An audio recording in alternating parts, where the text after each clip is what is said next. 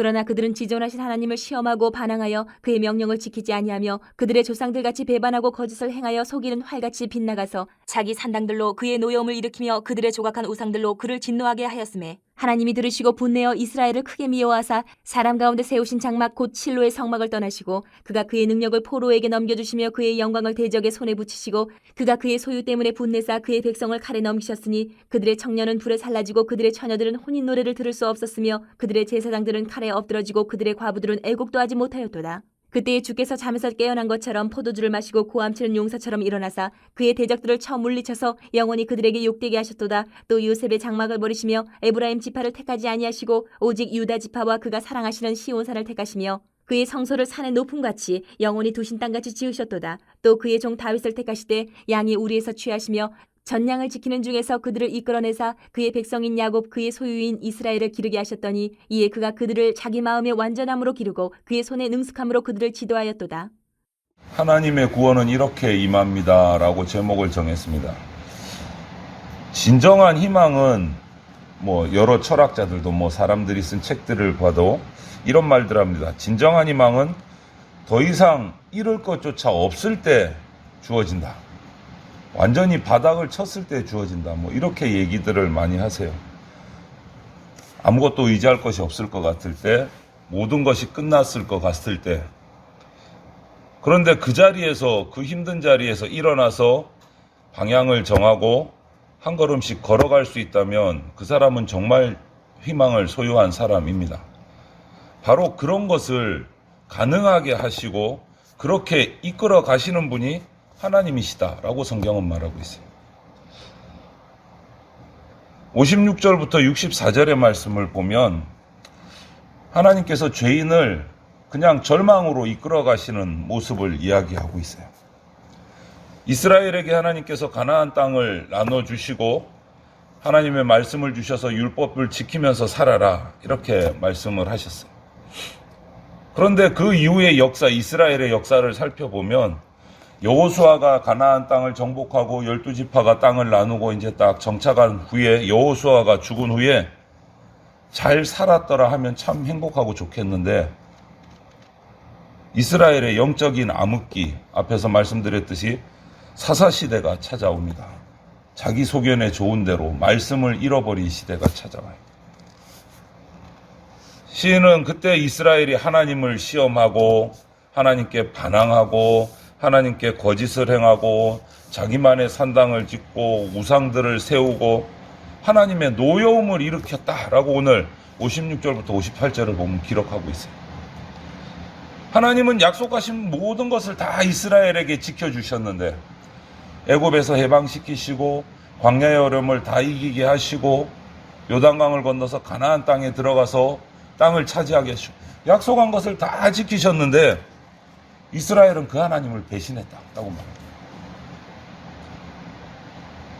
이것 때문에 이스라엘에게 크게 진노하신 하나님이 59절부터 62절을 보면 실로의 장막을 떠나고 그 영광을 대적의 손에 그냥 팔아버리셨다. 이 얘기는 역사 속에서 어느 부분이냐 하면 엘리 제사장 시절에 블레셋과의 전투에서 이스라엘이 패배하면서 블레셋에게 하나님의 언약궤를 빼앗긴 사건을 얘기해요. 언약궤를 메고 가면 이스라엘은 하나님과 함께하는 상징이 언약궤였기 때문에 전쟁터에 이 언약궤를 메고 가면 우리는 백전백승할 것이다. 당연히 블레셋도 이길 것이다. 이렇게 예상을 하고 언약궤를 메고 나갔는데 그 소문을 듣고 블레셋도 사기가 꺾여서 긴장을 했는데 결과는 이스라엘의 참패였어요. 참패 정도가 아니고 그 언약궤마저도 블레셋에 빼앗기는 결과가 왔어요. 완전히 절망을 한 거예요. 오늘 63절부터 64절을 보면 언약궤를 들고 나갔는데 언약궤를 뺏기고 패전을 하고 완전히 망한 거예요. 하나님이 떠나시니까 하루아침에 비참한 상태가 돼버린 거예요. 이스라엘. 그렇게 전승을 하면서 가나안을 정복했던 이스라엘이 하나님이 떠나시니까 아무것도 아닌 존재가 되어버려요. 하나님이 왜 이렇게까지 하셨을까?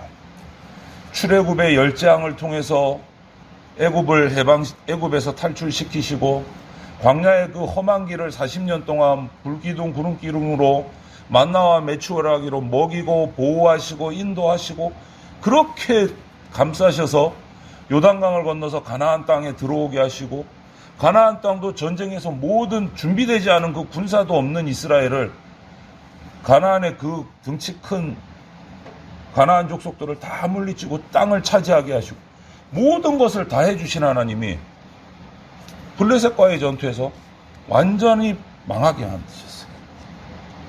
도대체 왜 이렇게 하셨을까? 이렇게 하시려고 그 기나긴 세월을 이스라엘을 이끌어 오셨을까? 이렇게 하신 이유가 뭘까를 오늘 시인은 얘기하는 거예요. 본문에서. 엘리 제사장의 아들들이 행한 악행도 심판하시고 동시에 이스라엘 백성을 완전히 이제 절망으로 몰아가십니다. 전쟁도 패했는데 영적 제사장인 그 제사장들이 악행을 행해서 심판받고 죽고 전쟁은 패하고 이렇게 완전히 바닥에 바닥을 치게 하시는 거예요. 그렇게 하시는 이유는 뭐냐?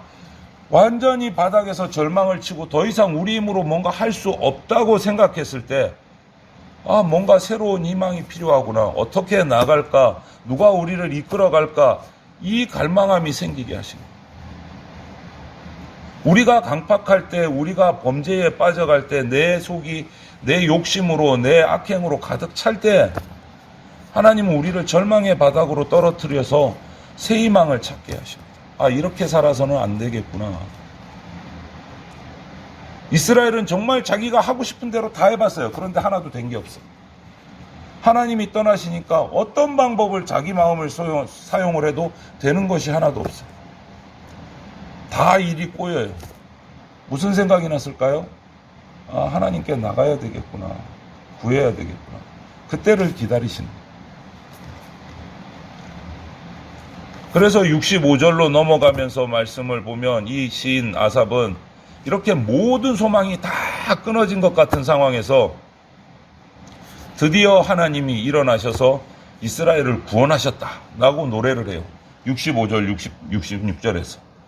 모든 소망이 다 사라졌을 때 드디어 하나님이 이스라엘을 위해서 일하기 시작하셨다라고 찬양해요. 그리고 일하신 모습을 또 노래를 해요. 12지파 중에 장자지파라고 할 수 있는 에브라임을 버리고 이번에 하나님께서 유다지파를 택하셨어요. 그리고 시온산을 이스라엘의 수도로 결정하셨어요. 그리고 귀족 출신이 아닌 일개 목동 출신인 다윗을 왕으로 세우셨다라고 노래해요. 그리고 목동 출신인 다윗이 목자가 양을 치는 듯한 심정으로 이스라엘을 기르게 하셨다라고 71절, 72절에 노래를 해요. 그리고 나서 어떻게 됐습니까? 우리가 알듯이 이스라엘의 역사 속에서 다윗의 치하에 이스라엘은 전성기를 맞이합니다. 최고의 강대국 이스라엘로 변모를 해요. 다윗 왕의 통치 기간 중에. 그래서 지금도 이스라엘의 국기는 다윗의 별이 그려져 있어요. 최고의 왕이에요. 이스라엘 역사에서. 이 모든 일을 살펴보면 사람들 눈으로 보면 기가 막힌 기적인 거예요. 이런 일이 어떻게 있을 수 있을까 하는 거예요.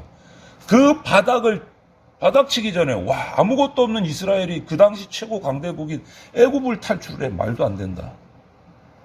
40년 동안 아무것도 농사도 육축도 안 했는데 다 먹고 살고 옷이 헤어지지도 않아. 이것도 정말 말이 안 되는 기적이다. 군사를 키우지도 않았는데 이스라엘 그 백성들이 가나안 땅에 들어와서 그 당시 최고의 군사들을 가지고 있었던 가나안의 족속들을 다 물리쳐. 그것도 말이 안 된다. 그리고 나서 바닥을 쳐서 완전히 쫄딱 망한 이스라엘이 이번엔 다시 강대국으로 일어선다? 이것도 이해가 안 되는 거예요. 우리 사람의 눈으로 볼 때. 블레셋에게 언약궤를 빼앗기고 바닥을 치는 사기를 가지고 쫄딱 망했던 이스라엘이 다시 일어서서 그 땅을 다시 회복하고, 그것도 이해가 안 되는 부분은 그 땅의 가장 중앙부에 수도를 정한 것도 아니고 남쪽에 처져 있는 땅, 유다 땅의 수도를 정하고 일개 목동 출신인 다윗이라는 사람이 왕이 되었는데 강대국을 이뤘다. 이거는 이 일 모든 것을 다 살펴봐도 사람의 예상을 뛰어넘고 사람의 뭔가 계획으로는 이렇게 해서는 안 되는 거였어. 게다가 조금 뒤에는 언약궤를 다시 찾아오고 블레셋을 굴복시켜서 주변 지역을 다스리게 되는 강대국이 된단 말이에요. 이 모든 과정을 볼 때 우리 인간의 계획과 인간의 생각으로는 이거는 말이 안 되는 일인 거예요. 어떻게 이렇게 될 수 있지? 그런데 여러분, 이것처럼 하나님은 우리 인간의 예상과 인간의 계획을요 뛰어넘으십니다. 우리가 생각하는 이해의 범위 안에 계시는 분이 아니세요.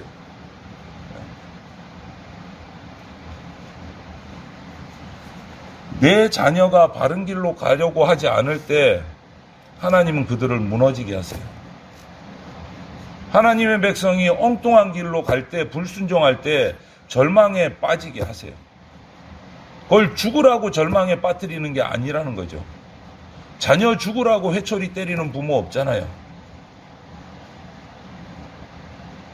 그 절망의 경험을 통해서 하나님을 더 깊이 찾고 더 간절하게 찾고 새롭게 시작하라고 징계를 하시는 거예요. 새롭게 시작. 그래서 우리가 인생 가운데서 정말 어려움을 당하고 바닥에 떨어진 것 같은 어려움과 고통을 당하더라도 그 중에서라도 우리가 소망을 잃지 말아야 하는 이유가 바로 이건 거예요. 아, 하나님이 나를 통해서 뭔가 깨닫게 하려고 하시는구나. 그래서 나를 새롭게 하나님하고 새롭게 시작하려고 하시는구나.